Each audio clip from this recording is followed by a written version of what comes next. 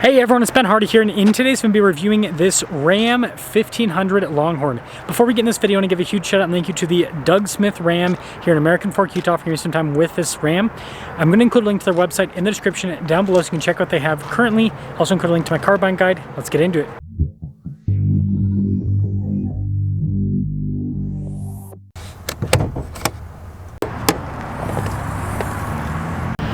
Under the hood, we have a twin-turbo 3-liter inline-6 that goes through an 8-speed. Fuel economy is 15 around 10, 21 on the highway, with power outputs being 540 horsepower and then 521 pound-feet of torque. Before we move forward with this review, I do want to mention if you want to see more videos just like this, then I recommend you subscribe because I post content every single day. Now, taking a look at the hood, pretty much a normal Ram 1500 hood. You've got your SST HO badge. And then the Longhorn does come with the fancier headlights, so they got the cool animation. And then you have this grille that's specific to the Longhorn, lots of chrome all over. You got fog lights, tow hooks, all of the works. Our steering wheel is set up at 275 by 55 by 20 in the front and over in the rear. And you can see with the wheels, you've got the silver with the metallic gray. We've got the painted fender flares, Ram logo there on the side, chrome on the mirror caps and also the window trim. And this one comes with the Ram boxes, so it's extra storage. The other side has an outlet. I shouldn't say extra storage, it creates an extra compartment on the side of the bed, rather. But here is your side profile. This now leads us to the key fob where we have our lock and unlock function, tailgate drop down. That is for the air suspension to lower it. You got your remote start function, Longhorn logo there, and we'll press that a couple times. Automatic. We've got Spedliner here. You can see LED bed lights inside. Plenty of storage space as well. You got a tonneau cover up top. And then it is automatic for the raise. You got the fancier taillights. So they also have a fun animation just like other loaded up Rams. And then you've got the chrome bumper, chrome exhaust tips as well. Of course, the giant Longhorn badge there on the back. There's the rest of the rear. And now popping inside, you can see we've got nice trim up top, down below with the cloth. And look at this, really cool design. This is why you get a Longhorn. And that theme continues onto the seats. See, Longhorn edition. Really cool design. There's storage underneath the seats. Flat loading floor. We also have the ice buckets. A little saddle bag storage. Wood trim there. You can see with the vents, heated and cooled seats. Got USB's outlet too. And there you go. This leads us up front where we've got more nice trim all over. All of our window controls, front two are automatic. Mirrors, power fold in. You got your massage seat function, memory seat function, blind spot monitoring for the mirrors. 1274 is the payload on this. Limited Longhorn right there. Got a nice perforated trim. All of your adjustments on the side. And then you can see here with your light controls, you got the fog lights and the cargo light built in. Steering wheel is manually adjustable.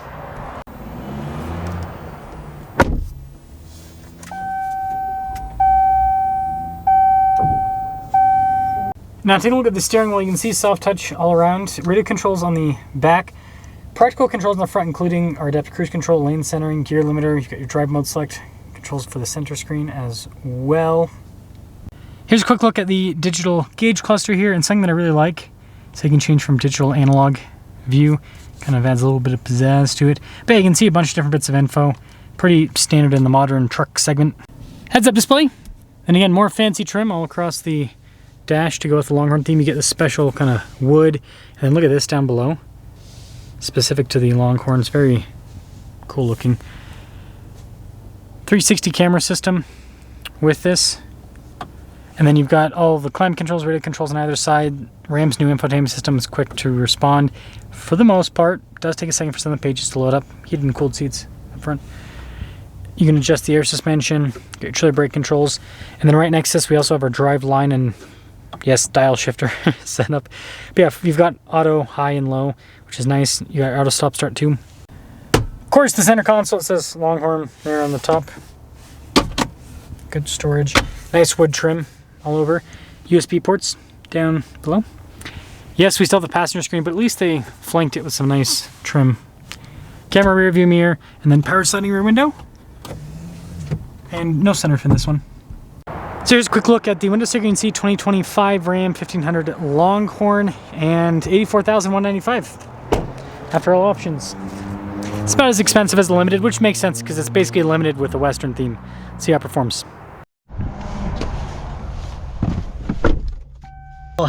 Let us set off in the Longhorn. See how it's performed. It should drive identically to the Limited because, I mean, spec-wise, it's pretty much the same. And also, windshield's dirty. Look at these views. I will say American Fork, I think out of all the places in Utah, not all the places, but it's one of the places with the best views because you get Timpanogos, and yeah, it's cool. Just the setting. I mean, I guess it depends also where you are in American Fork. But I mean, even if you get closer in, it's like the views get even better in some cases. But smooth powertrain. Yeah, the suspension just bump. I love air suspension now. Again, it's the one downside is potential reliability issues long term. But boy, oh boy, does it improve daily driving performance. Typical Corvette, got to angle it like crazy. That's funny. Yeah, it really does perform or improve comfort and all of that. Man, that's lucky. It came up and got a light immediately. That never happens. And the other thing is it kind of helps with handling a little bit, right? This inline six is so good. I was talking to one of the guys at the dealership and I said one of the things that impresses me the most about this engine is the smooth power delivery. This feels pretty much as smooth as a V8, which is really hard to do. And that's something to note with Ram compared to, what is this?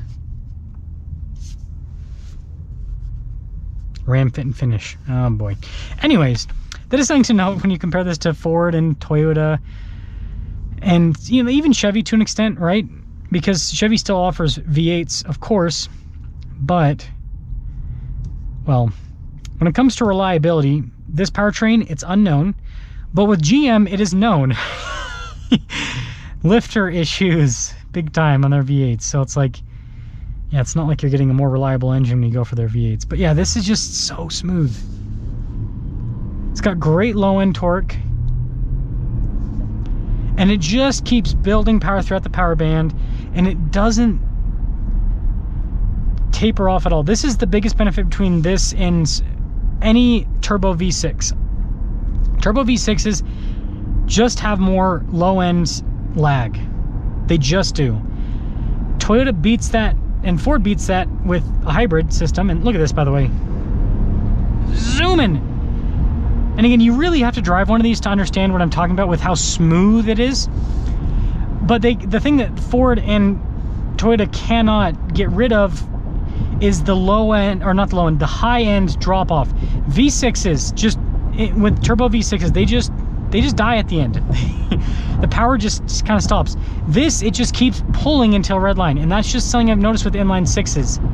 They just keep pulling. The only inline engine that doesn't do that are inline four cylinders. Inline four cylinders perform similar, like a turbo inline four cylinder feels similar to a V6, where it just kind of tapers off at the end. But yeah, you get a nice inline six like this, and it's smooth, and it's quick, and it really does help out the luxury experience. So, overall, this drives well. It looks cool. Emperor. You're driving a Honda Insight. Get off your high horse. It drives well. It looks good. I love the Western theme, and I really do enjoy this new powertrain. I mean, if this powertrain ends up being reliable, I mean, I would see no reason to get the other turbo trucks, because the performance with this is just so much better. I mean, again, just look at the RPMs. Look how smooth that is. It's just boom, boom, boom, boom, boom. Smooth. You just don't get that with V6s.